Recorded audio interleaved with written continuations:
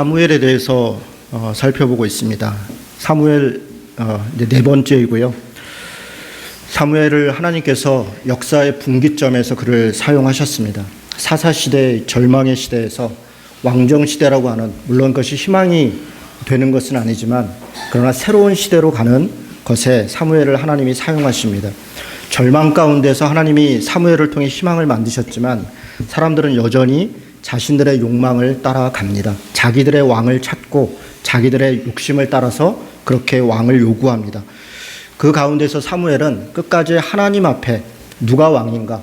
하나님만이 왕이다. 도대체 어떤 왕이 되어야 될 것인가? 하나님의 뜻을 따르는 그런 왕이 되어야 된다 라고 하는 것을 가르치기도 하고 구하기도 하고 때로 백성들한테 알리기도 하고 필요하면 그것을 기록해서 남기기도 하고 그런 것들을 내용을 보면 거의 몸부림을 치고 있다, 그런 느낌을 많이 받습니다.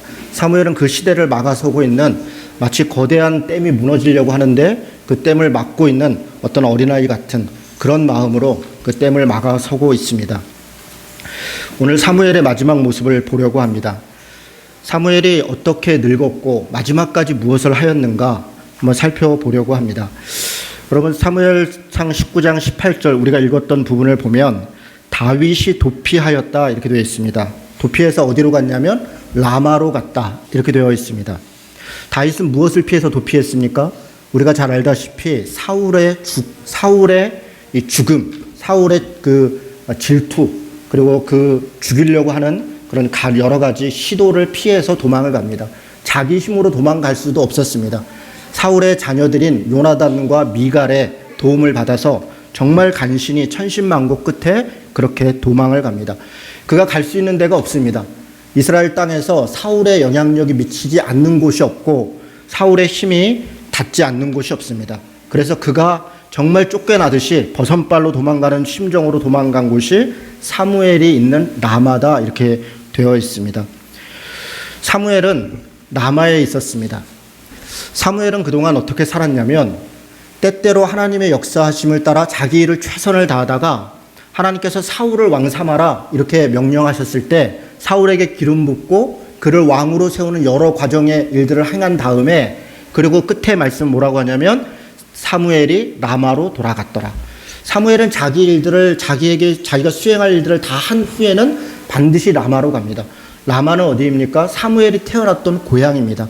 1장 1절에 보면 에브라임 산지에 있었다. 라마다임 소빔이다 이렇게 표현되어 있습니다. 작은 동네입니다. 촌동네다, 산동네다, 그런 표현입니다. 그런 라마라고 하는 자기 고향 땅에서 사무엘은 이스라엘 전체를 통치했고, 그리고 어떤 역사들이 끝날 때마다 그가 다시 돌아간 곳은 라마였습니다. 다윗을 기름 붓고 난 후에 그가 돌아갔던 곳도 라마입니다. 사무엘은 자기 일을 다 하고 나면 자기 고향으로 돌아갔고 그곳에서 평범하게 자기 일상들을 살았습니다. 이 앞에 여러 가지 격동의 세월들이 지나갔습니다. 사울이 왕으로 됐다가 하나님께서 다윗을 세우는 그런 여러 과정들을 거친 후에 사무엘은 나이가 이미 많이 늙었고, 그리고 나서 그는 라마에 있었습니다. 8장 1절에 이미 백성들이 왕을 요구할 때 그때 사무엘을 뭐라고 표현했냐면 8장 1절에 보면 사무엘이 늙음에 이렇게 되어 있습니다. 이미 나이가 많이 들었었고, 그리고 사울을 왕 삼고 그 다음에 다윗을 왕 삼고 벌써 세월이 많이 지났고 이제 하나님 앞에 갈 날만 기다리고 있는, 하나님의 부르심만을 기다리고 있는 그런 때였습니다. 그런 그가 라마에 있었고, 다윗은 자기의 생명이 위태로운, 도저히 어디로 가야 될지 모를 그 시점에 사무엘이 있는 라마로 갔다 그렇게 기록하고 있는 것입니다. 18절 조금 더 보면 다윗이 도피하여 라마로 가서 사무엘에게로 나아가서 사울이 자기에게 행한 일을 다 전하였고, 뭘 전했다는 겁니까? 내가 사울 앞에서 이렇게 발탁을 받았고 골리앗을 이렇게 죽였고 그리고 이러저런 일들이 있었고 이렇게 백성들을 위해서 이런저런 일을 했는데 그럼에도 불구하고 사울이 나를 죽이려고 이렇게 저렇게 했습니다. 그런 이야기들을 사무엘에게 전했습니다. 그리고 다윗과 사무엘이 나요스로 가서 살았더라 이렇게 되어 있습니다. 여러분, 라마라고 하는 곳은 사무엘의 고향이다라고 제가 설명을 드렸습니다. 촌동네였다, 산동네였다 그렇게 말씀드렸습니다. 나옳이라고 하는 말은 원어를 보면 초장 이런 뜻입니다. 초장, 그러니까 벌판 뭐 이런 얘기입니다. 그런데 그냥 벌판 그 정도로 그치는 게 아니라 거주지 이런 의미가 있습니다. 거주지 혹은 기숙사 뭐 이런 의미도 있겠습니다. 다시 얘기해서 라마에 사무엘이 거주하는 곳이 있었는데 그곳이 단지 사무엘 혼자 사는 게 아니라 뭔가 이렇게 공동체를 이루고 있고 거주지를 이루고 있었다. 라마에 나롯을 형성하고 있었다. 그렇게 이야기하는 것입니다. 20절에 보니까 거기에 선지자 무리들이 있었다 이렇게 되어 있습니다. 선지자 무리들이 있었다. 선지자는 누구입니까? 사무엘이 선지자입니다. 사무엘은 지금 자신과 함께하는 선지자들과 함께 그곳에 있었습니다. 그리고 사무엘은 그들의 수령이었다. 수령이라고 하는 단어는 리더, 지도자였다 이런 뜻도 있지만 선생님이었다 이런 얘기입니다. 다시 얘기해서 사무엘은 지금 무엇을 하고 있습니까? 라마라고 하는 자기 고향에 일종의 어떤 거처를 만들고 사람들, 선지자, 자기 후학들을 모아서 거기서 무언가를 가르치고 있었다는 것입니다. 그들과 함께 공동생활을 하고 있었다는 것입니다.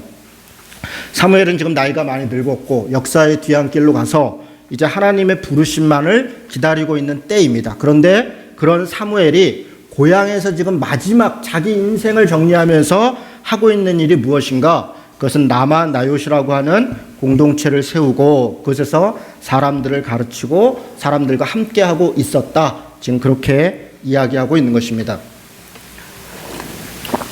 18절에서 24절을 보면 라마 나롯이 어떤 공동체였는가가 잘 드러납니다.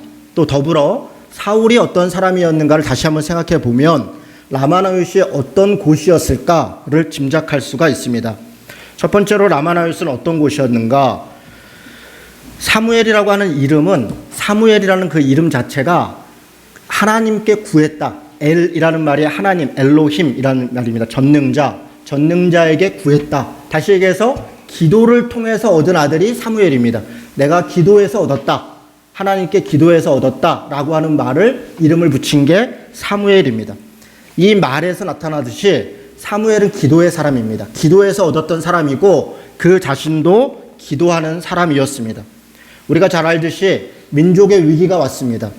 블레셋의 전쟁 가운데서 언약궤를 빼앗길 정도로 나라가 위태할 때 그리고 나서 20년이 지난 다음 사무엘이 그들 앞에 백성들 앞에 나타나서 공적 생활을 시작합니다. 그리고 그 첫 번째 일은 무엇이었냐면 미스바라고 하는 곳에 온 백성들을 모아서 함께 기도하자.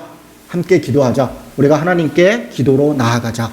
라고 했던 그런 미스바 성회를 열었던 것. 그것이 사무엘의 첫 번째 공적 사역이었습니다. 백성들이 와서 사무엘에게 우리가 우리의 필요에 따라 우리 왕을 달라. 라고 때를 쓸 때 8장 6절에 보면 사무엘은 하나님께 기도했더라. 그런 표현이 나옵니다. 그런 이야기를 듣고 사무엘이 취한 것은 하나님 앞에 가서 기도하고 그 뜻을 물었던 것입니다. 12장 23절에 보면 사울을 왕 삼은 다음에 역사의 뒤안으로 물러날 때 그가 백성들을 모아놓고 간곡하게 부탁을 합니다. 누가 왕이냐? 어떤 왕이 되어야 되느냐? 너희들은 어떻게 해야 되느냐를 설명하면서 12장 23절의 마지막 유언같이 이런 얘기를 합니다. 나는 결단코 기도하기를 쉬는 죄를 범하지 않겠다. 그것이 사무엘의 이야기입니다. 그동안도 기도해 왔지만 앞으로도 너희들을 위해, 백성을 위해, 교회를 위해, 하나님 나라를 위해 기도하는 죄를 범하지 않겠다. 기도하는 것을 쉬는 것을 그는 죄라고 표현했습니다. 하나님의 뜻을 묻지 않는 것이 죄다. 그렇게 표현하고 있는 것입니다. 사무엘은 기도의 사람들이었습니다. 15장 11절에 보면 이런 장면이 있습니다. 하나님께서 사울을 왕 삼은 것을 후회한다 라는 이야기를 사무엘에게 이야기합니다. 그 말을 들은 사무엘이 어떻게 행동하는가? 15장 11절을 한번 잠깐 보겠습니다. 15장 11절입니다.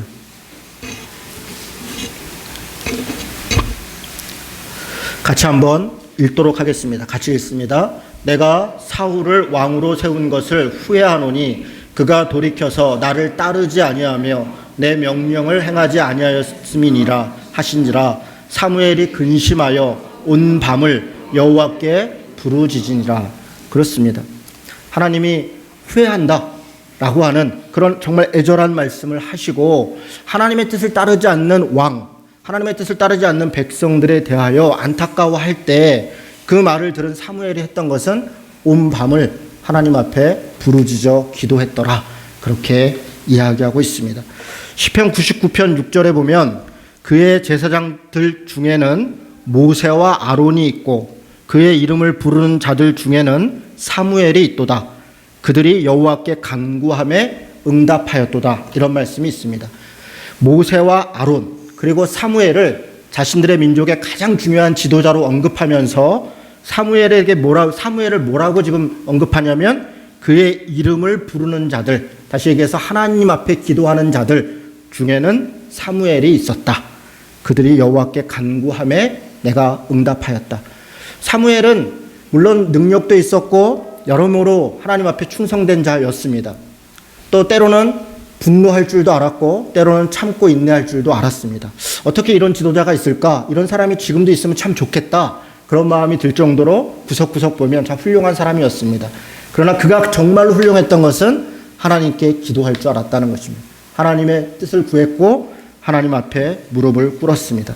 예레미야 15장 1절에 보면 여호와께서 내게 이르시되 모세와 사무엘이 내 앞에 섰다 할지라도 내 마음은 이 백성을 향할 수 없나니 그들을 내 앞에서 쫓아내보내라. 이런 이야기가 있습니다. 무슨 얘기입니까? 예레미야에 전하는 말씀은 더 이상 회개하기 어렵다는 것입니다. 백성들이 부패가 끝까지 왔고 이제 바벨론한테 멸망해서 포로 잡혀가는 것이 하나님의 뜻이다 라고 하는 정말 그런 끔찍한 메시지를 전합니다. 그러면서 예레미야가 하는 말은 모세가 와서 기도한다 할지라도 사무엘이 기도한다 할지라도 이 백성을 향한 하나님의 뜻이 바뀔 수가 없다.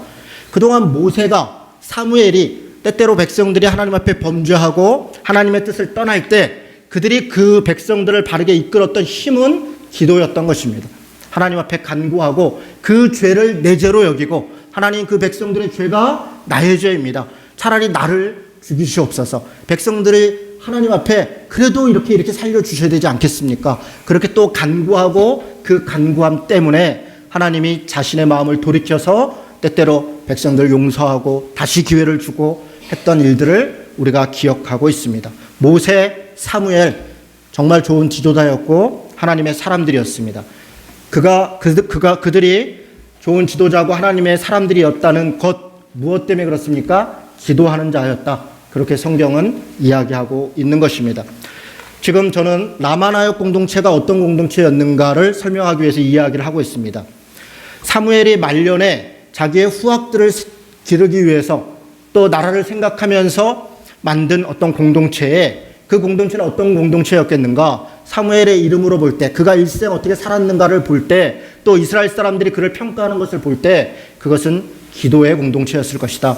그렇게 이야기하고 싶은 것입니다. 그들은 모여서 무엇보다 하나님의 뜻을 구했을 것입니다. 하나님의 뜻이 무엇인가를 분별하기 위해 그것에 애썼을 것이고 하나님의 뜻이 이 땅 가운데 이루어지기를 누구보다 열심히 중보하는 자로 사울이 있고 다윗이 있고 온 백성들은 삶의 현장 가운데서 치열하게 삶을 살아가고 있습니다. 그럴 때 나이가 든 분들 또 선지자로서 역사를 방향을 이끌어야 되는 사람들이 가장 중요하게 했던 것은 기도하는 것이었다라고 생각하는 것입니다. 두 번째로 어떤 공동체였는가? 여러분 다윗이 라마나에스로 도망을 가니까 사울이 그 얘기를 들었습니다. 꼭 이런 사람들이 있습니다. 꼭 누군가에게 그 어디로 도망갔대 이렇게 일러 바치는 사람들이 항상 있습니다. 그것 때문에 사무엘서도 보면 죽지 말아야 될 목숨들이 많이 죽었습니다. 그냥 못 들은 척하고 못 본 척하면 되는데 꼭 가서 뭐 이렇게 한마디 이렇게 걸치는 사람들이 있습니다. 그것 때문에 사울이 그 얘기를 듣습니다. 그리고 잡아와라.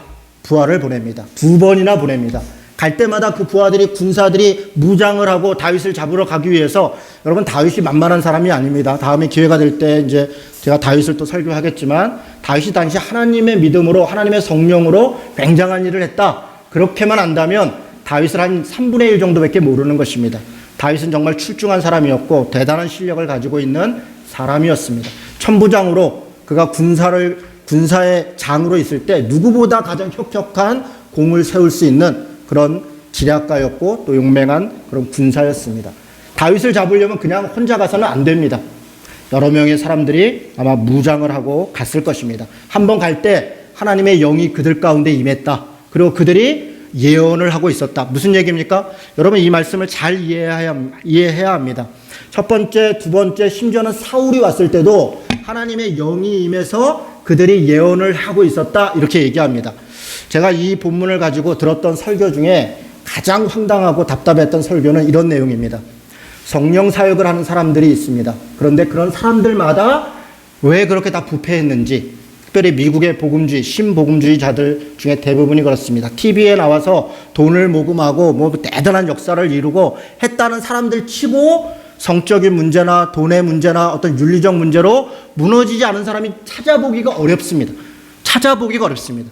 지난 80년대 이후부터 2010년도, 2000년대까지 20, 30년 동안 미국 사회를 들었다 놨다 하고 전 세계를 시끄럽게 했던 수많은 소위 선지자라고 하는 소위 사도라고 하는 사람들 중에 윤리적으로 부패하거나 타락하지 않은 사람을 찾아보기가 너무너무 어렵습니다. 그런데 우리나라에서 그런 사역을 하는 소위 신사도 사역, 24시간 기도 운동을 하는 굉장히 유명한 목사님이 설교를 하면서 제가 그 자리에 있었습니다. 이렇게 얘기합니다. 봐라, 하나님의 영이 사울에게 임했어도, 이런 얘기합니다. 사울이 이렇게 부패했고 이렇게 사울이 잘못됐어도 하나님의 영은 그에게 임했고 하나님은 사울을 사용했다.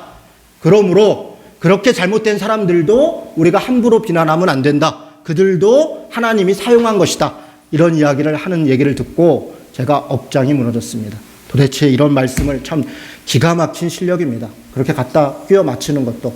여러분, 하나님의 영이 임해서 이들이 무엇을 했습니까? 왜 하나님의 영이 여기서 임했습니까? 다윗을 숨겨주기 위한 하나님의 뜻입니다. 라마나요 공동체를 보호하려는 것. 20장 1절에 보면 이런 일들이 있은 그 사이에 다윗이 라마나요에서 도망하여, 이렇게 되어 있습니다. 하나님의 영이 임했습니다. 좋습니다. 하나님의 영이라고 합시다. 하나님의 영이 왜 임했습니까? 그들을 사용한 게 아니라 그들을 그거 하지 말라고 한 것입니다. 군사들에게 다윗을 잡아가지 못하도록, 사울에게 다윗을 잡아가지 못하도록 막은 게 하나님의 역사였다, 이야기하는 것입니다. 하나님의 영이 임해서 그들이 그런 나쁜 짓을 했다, 그러니 그것도 하나님이 사용한 거다 라고 이야기하는 논리는 도대체 어디서 나오는 것인지 정말 이해할 수가 없습니다. 여러분, 그렇게 말씀을 해석하는 것 정말 조심해야 합니다. 심지어는 이때 이 하나님의 영에 대하여 19장 9절에 보면 악령이 사울에게 임했다.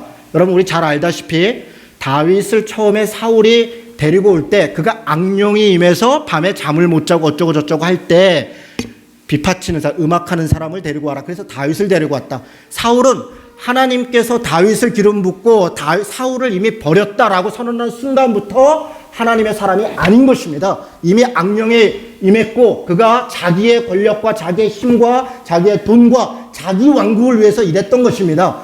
그것을 뒤집어 엎는 역사를 우리가 읽으면서도 하나님이 여전히 사울을 사용했다라고 해석하는 것은 전혀 맞지 않는 것입니다.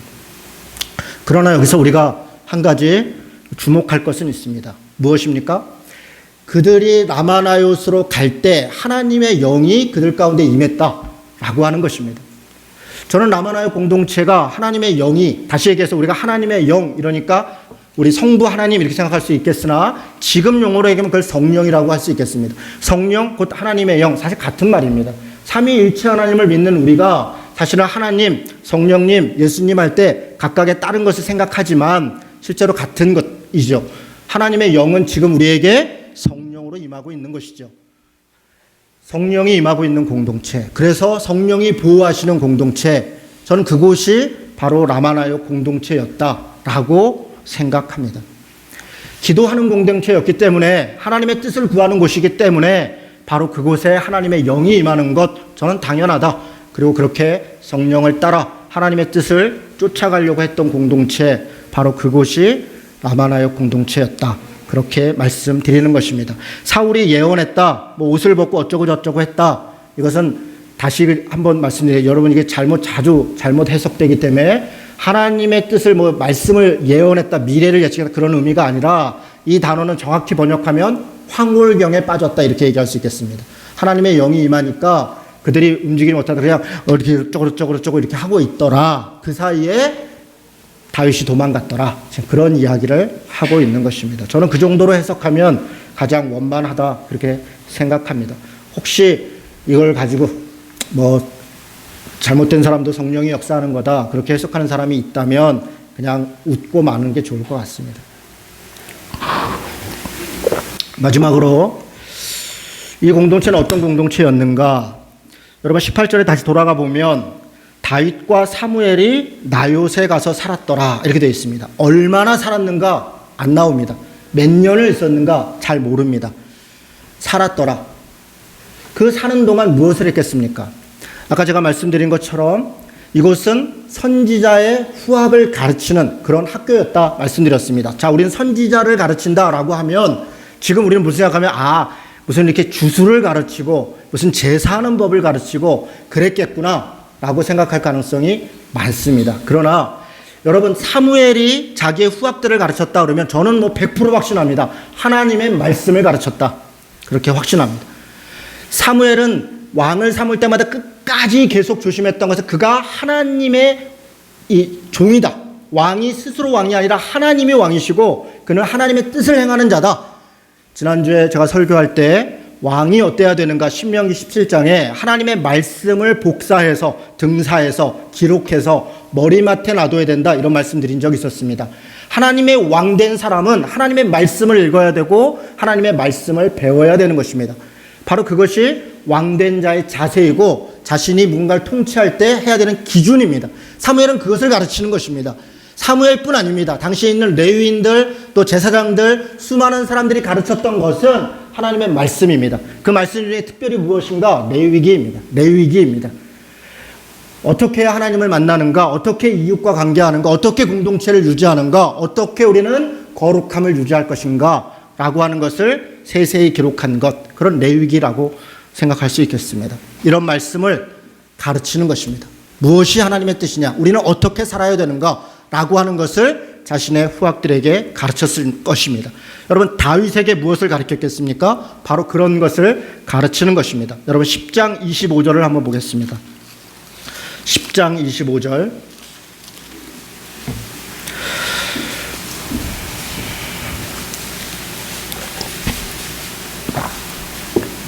같이 한번 읽습니다. 시작.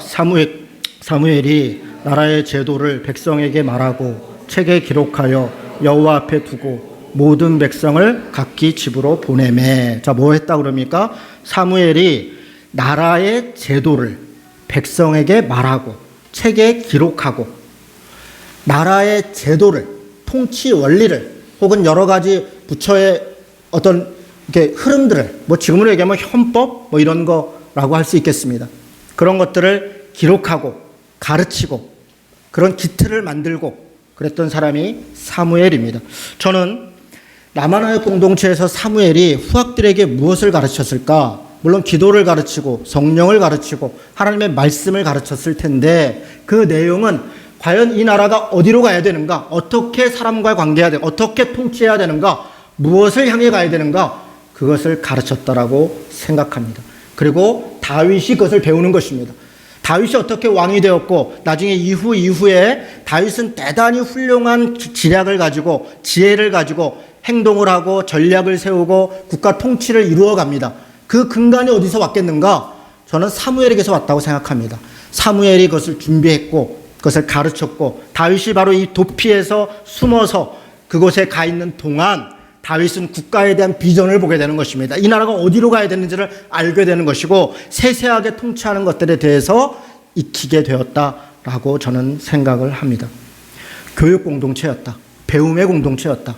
기도의 공동체, 성령의 공동체, 교육 공동체. 그것은 미래를 바라보고 비전을 바라보고 나아가는 틀거리들을 준비하는 곳, 바로 그곳이 저는 라마나요 공동체였다라고 생각합니다. 여러분 22장에 보면 22장 1절 2절을 보겠습니다. 잘 따라오고 계시죠? 22장 1절 2절. 자, 한번 같이 읽어볼까요? 읽습니다. 그러므로 다윗이 그곳을 떠나 아둘람 굴로 도망하매 그의 형제와 아버지의 온 집이 듣고 그리로 내려가서 그에게 이르렀고 환난당한 모든 자와 빚진 모든 자와 마음이 원통한 자가 다 그에게로 모였고 그는 그들의 우두머리가 되었는데 그와 함께 한 자가 400명가량이었더라.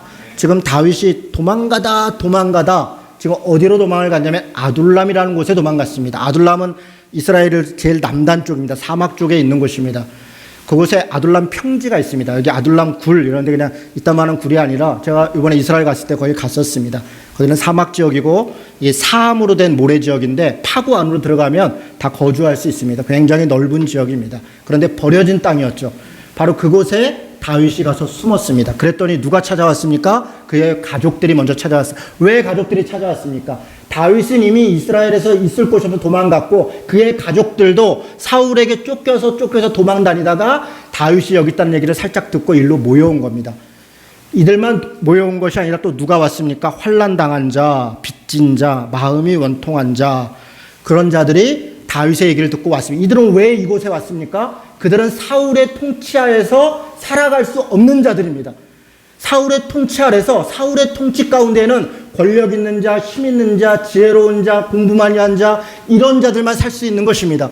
차별이 있고 억압이 있고 그런 분열이 있는 것입니다. 그래서 억울한 자, 환난당한 자, 가난한 자, 고통받는 자, 그런 자들은 그렇게 핍박을 받았고 그들은 내침을 당했고 죽음에 방치되었던 것입니다. 그들이 살기 위해서 찾아온 것이 아둘람 공동체입니다. 400명가량이 왔더라. 400명 남자만, 20살 넘은 남자만 400명입니다. 아마 아이들까지, 가족들까지 하면 대체로 한 2,000명쯤 된다. 그렇게 이야기합니다. 여러분, 2,000명이라는 사람을 다윗이, 지금 이때 나이가 아마 20살 가량 밖에 안 됐을 겁니다. 나중에 30살이 돼서 왕으로 하는데 그게 한 10여 년 정도 후니까요. 쫓겨다니는 세월이 10년이니까 나이가 20살. 뭐 옛날에는 나이가 훨씬 더 젊은 나이여도 성숙했으니까 지금 보면 한 10살 정도는 더 잡아줘야 될 것 같습니다. 그래도 30살, 많아야 30, 40대 정도 되는 연륜을 가지고 있는 그런 다윗이 2,000명이나 되는 처음 본 사람들, 그것도 고통과 억울함이 많고 상처와 아픔이 많은 사람들을 데리고 체계를 만듭니다. 구조를 만들고 그것을 키워나가면서 여러 어려움들을 겪어나가면서 결국은 유다, 헤브론 땅에서 유다 왕이 되고 그리고 남북 이스라엘의 통일 이스라엘 왕으로 그렇게 등극하게 됩니다. 여러분, 이 모든 과정이 다윗이 굉장히 똑똑했다. 물론 그렇습니다. 대단히 능력이 있었다. 물론 그렇습니다. 하나님이 도우셨다. 그렇습니다. 그러나 그 뒷면에 하나님이 도우셨고 다윗이 똑똑했고 능력도 있었고 물론 그렇습니다. 그러나 그 똑똑함과 능력이 어디로부터 왔는가? 사무엘에서부터 왔다. 아까 말씀드렸던 라마나요 공동체에서 그는 국가를 운영하고 체계를 세우고 무엇을 가르치고 하는 것들에 대한 기본적인 것들을 익히고 배우는 그런 과정들을 겪었던 것입니다. 또 놓치지 말아야 될 것은 거기 있었던 선지자 무리들, 그들이 다윗과 함께 있을 것이라고 저는 생각합니다. 그들이 그렇게 흩어진 것이 아니라 그들이 다윗을 따라 함께 움직이면서 결국 그들이 사무엘에게 배웠던 그 사람들이 국가의 기본적인 틀에 자기 역할들을 중간중간 해가면서 그렇게 나라를 세우지 않았겠는가. 이거는 상상입니다. 그러나 저는 그렇게 생각합니다. 다시 얘기해서 아둘람 공동체를 통해서 국가를 이루었던 다윗의 어떤 역사, 그래서 우리가 지금까지도 다윗의 신앙을 이야기하고 그냥 신앙 정도만 아니라 국가를 세웠고 지금도 이스라엘은 다윗 왕국의 회복을 그렇게 열망하고 있고 우리도 다윗에 대해서 뭐 둘째가라면 서러울 정도로 그를 따라야 된다라고 이야기할 때 그 국가적 비전과 그런 공동체를 어떻게 만들 수 있었겠는가? 라마나의 공동체로부터 왔다는 것입니다.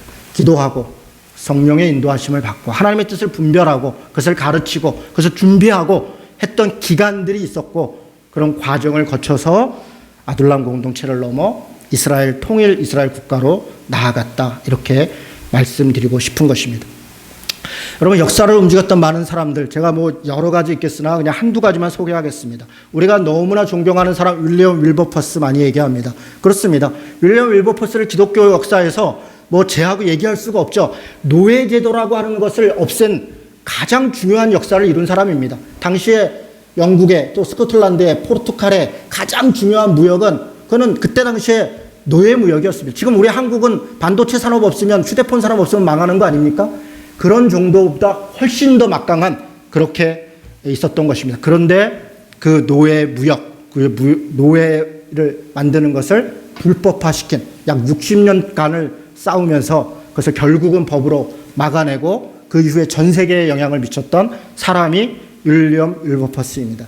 그런데 그 윌리엄 윌버퍼스가 우리가 잘 알듯이 혼자 그 일을 행한 것이 아닙니다. 그에게는 클라팜 공동체라고 하는 공동체가 있었습니다. 같이 주변에 모여 살았고 그들이 거기서 같이 공부하고 같이 밥을 먹고 자녀들을 키우면서 같이 정치계로 뛰어들고 경제계로 뛰어들고 하면서 서로 긴밀히 연결해 가면서 60년 동안이나 그 영국을 뒤집어 엎는 역사를 이룬 것입니다. 클라팜 공동체를 만들었던 그런 과정들, 그 공동체, 어떤 한 사람의 역량과 어떤 한 사람의 힘으로 역사는 이루어지는 것이 아닙니다. 그렇습니다. 우리는 이순신 장군, 대단한 훌륭한 장군. 여러분, 이순신 장군 혼자 이 일을 했겠습니까? 영화를 보면 꼭 그랬던 것 같아요. 배를 타고 다른 배들은 다 뒤에서 놀고 있고 혼자 배. 여러분, 혼자 갔다 해도 그 배에 누군가는 밑에서 노를 젓고 있던 사람들이 있었던 겁니다. 누군가는 옆에서 포를 쏘는 사람이 있었던 겁니다. 명령을 전달하는 사람이 있었던 겁니다. 이순신 장군 혼자 있었던 게 아니라 그 배 하나가 역사를 했다 할지라도 누군가 협력하고 함께 자기 자리를 지키고 일을 했던 자들이 있었던 것입니다. 여러분, 그렇게 그것을 공동체를 이끌어 가는 것도 물론 리더의 역할이겠으나 그렇게 공동체 속에서 중요한 리더가 나타나는 것이고 바로 그렇게 함께 역사를 이루어 가는 것, 우리는 그런 역사들을 많이 보고 있습니다. 하나만 더 소개하겠습니다. 일본의 지금 이 아베 총리부터 해서 지금 일본은 아베 총리가 엄청난 지지를 받고 있습니다. 근데 사실 아베는 아베 혼자가 아닙니다. 아베 총리는 어디 출신이냐면 마쓰시다 정경우숙이라고 하는 곳의 출신입니다. 마쓰시다라고 하는 사람은 일본의 엄청난 기업가입니다. 그 일본의 마쓰시다라는 기업가가 자기 돈을 들여서 뭘 만들었냐면 정경의숙이라고 하는 정치와 경제를 가르치는 그런 공동체, 정경의숙이라는 것을 만들었습니다. 몇십 년 전입니다. 제가 자세히 설명할 건 아니어서 자료를 자세히 찾지는 않았습니다. 그리고 자기가 미래를 준비하면서 사람들을 키워냅니다. 정치가를, 경제가를, 네트워크를 만들어냅니다. 그들이 지금 일본을 뒤집어 엎는 사람들입니다. 그들 관점으로. 우리가 볼 때 당연히 잘못된 것이죠. 아베가 자신들이 패권을 행사했고 다른 나라에 아픔을 줬던 것들을 조금도 반성하지 않고 지금 소위 전쟁이 가능한 보통 국가로 돌아가려고 하는 것들이 우리가 볼 때는 마땅치 않은 것이 당연합니다. 그러나 일본 입장에서는 독립된 나라가 주권을 가지고 전쟁을 행사하고 뭔가를 이루려고 하는 것은 당연한 것입니다. 일본 입장에서는.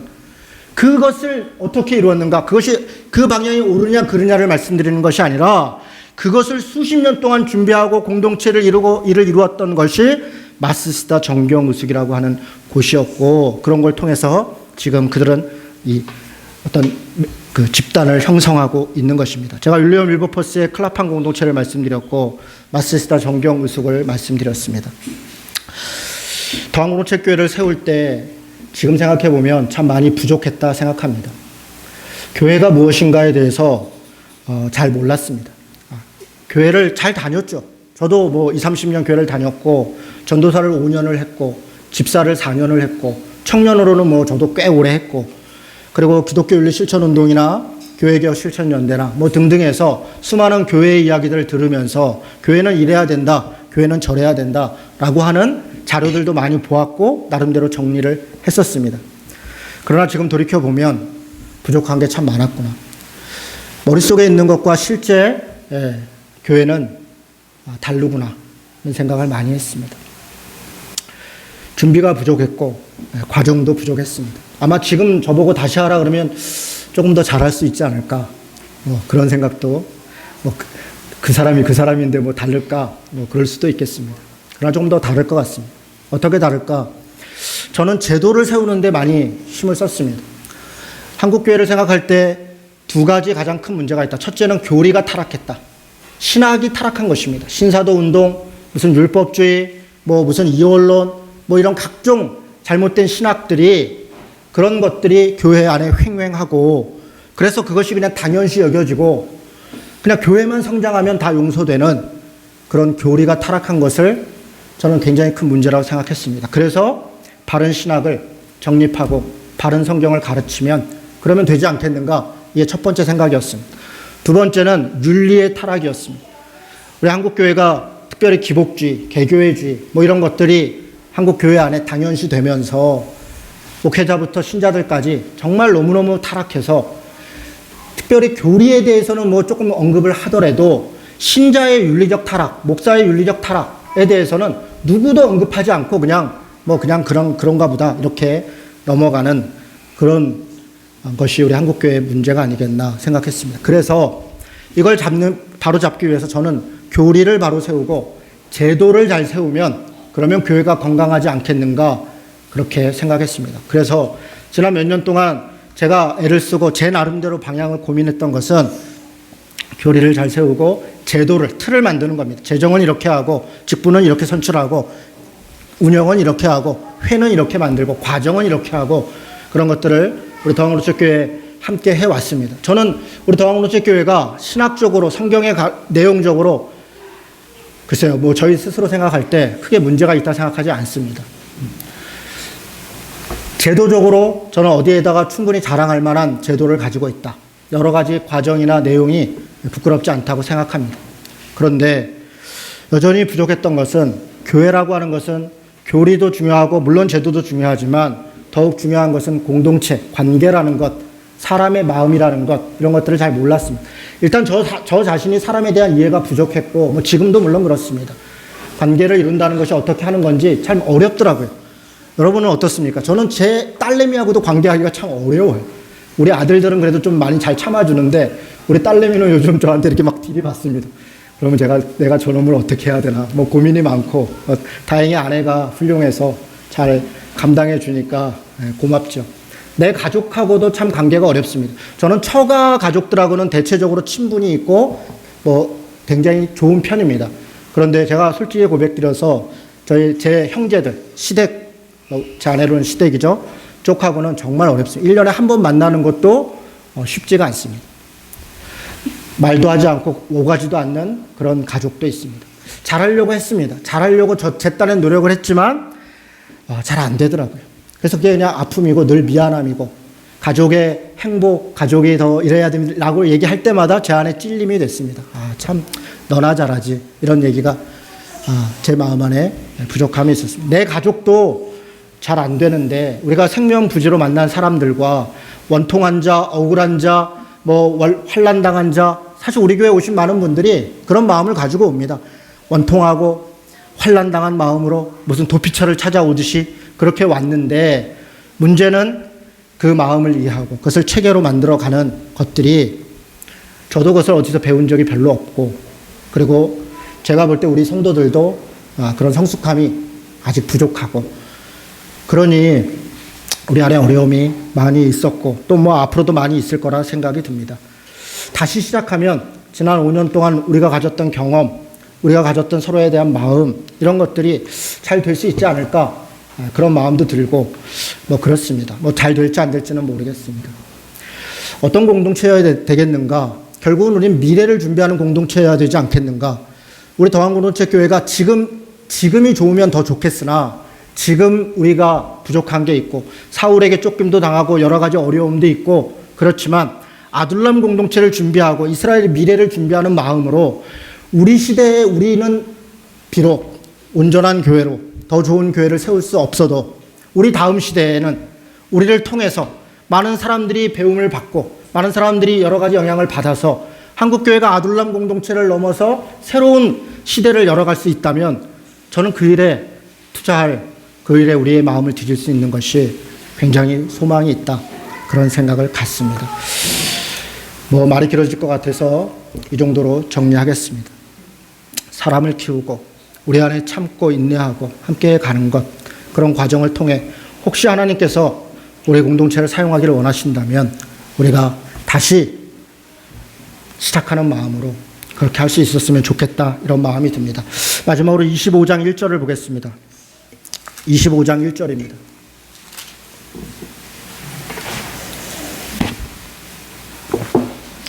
(25장 1절) 말씀 같이 읽습니다. 시작. 사무엘이 죽음에 온 이스라엘 무리가 모여 그를 두고 슬퍼 울며 라마 그의 집에서 그를 장사한지라. 다윗이 일어나 바란 광야로 내려가니라. 여러분, 사무엘이 죽었습니다. 사무엘이 누굽니까? 이스라엘의 건국의 아버지라고 해도 과언이 아닌 사람입니다. 이스라엘을 2명의 왕에게 기름 붓고 그 체제를 만들고 체계를 세우고 그랬던 사람입니다. 사무엘이 죽었습니다. 그러면 어떤 반응이 있겠습니까? 온 백성들이 정말 모여서 슬퍼하고 그를 성대하게 장례 치르고 그의 유적 입지를 뭐 이렇게 세우고 이게 당연한 반응 아닙니까? 여러분 그런데 어떻게 표현되면 그를 두고 이스라엘 무리가 모여 그를 두고 슬피 울며 라마 그의 집에서 장사하니라. 사실 이 말은요 그냥 동네에서 소박하게 장사 지냈더라 이게 답니다. 어쩌면 이스라엘 전체에 사무엘이 죽은 줄도 모르는 사람이 태반이었을 겁니다. 왜? 사울 시대입니다. 사울이 사무엘이 죽었다는 걸 알릴 이유가 없습니다. 다윗은 도망 다니고 있습니다. 가까이 있는 몇 사람들이 모여서 슬피 울고 그를 라마에서 그냥 장사 지냈더라. 그것을 기록하는 이 성경도 뭐 안타까워하는 게 전혀 없습니다. 죽었더라. 그리고 장사 지냈더라. 그리고 거기다 또 한마디를 덧붙입니다. 뭐라고 덧붙입니까? 다윗이 일어나 바란강요로 내려가니라. 무슨 얘기입니까? 다윗의 시대가 시작됐더라. 사무엘의 죽음, 그것은 슬프고 안타까운 그것으로 자기 역할을 다 했고 그리고 이제는 다윗이 하나님의 역사 가운데 새로운 일을 시작했더라. 여러분 이것이 우리의 삶이지 않겠습니까? 이것이 우리의 삶이라 저는 생각합니다. 우리는 그저 무익한 자다. 우리 할 일을 했을 뿐이다. 자기 할 일을 하고 죽을 때를 알고 빠질 때를 알고 그렇게 알 수 있다면 해야 될 때를 알고 물러설 때를 알고 죽을 때를 알고 살 때를 안다면 때를 아는 것만큼 중요한 게 어디 있겠습니까? 그것이 하나님의 뜻이지 않겠습니까? 죽어야 될 때 안 죽으려고 버티지 말고 물러나야 될 때 안 물러나려고 버티지 말고 죽을 때 죽고 물러날 때 물러나고 해야 될 때 용감하게 하고 감당해야 될 게 있으면 죽기보다 싫어도 견뎌야 되면 또 견디고 그렇게 하나님의 뜻을 따라 살아가는 자들이 된다면 그것을 통해서 하나님의 역사는 이루어지지 않겠는가 그렇게 믿습니다. 이런 믿음으로 사시는 우리 신자들, 우리 더항우리시 되기를 주님의 이름으로 축원합니다.